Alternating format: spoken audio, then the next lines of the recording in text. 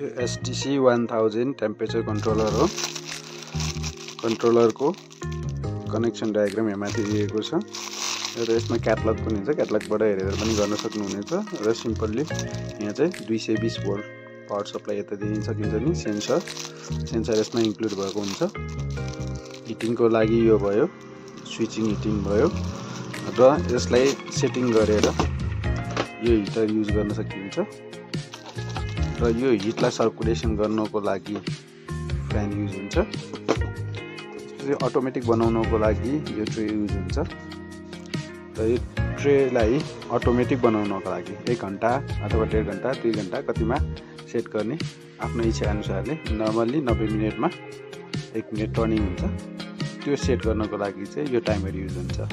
यो टाइमरले चाहिँ यो ट्रेलाई फुल अटोमेटिक बनाइन्छ। र यो कन्ट्रोलरले चाहिँ हिटरलाई फुल अटोमेटिक सिस्टमले कट गरिदिन्छ।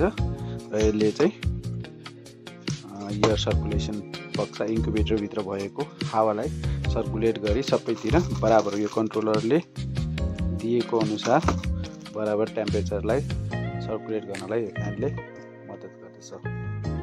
यति भइसकेपछि यति सामानले तपाईले फुल अटोमेटिक इन्क्युबेटर बनाउन सक्नुहुनेछ।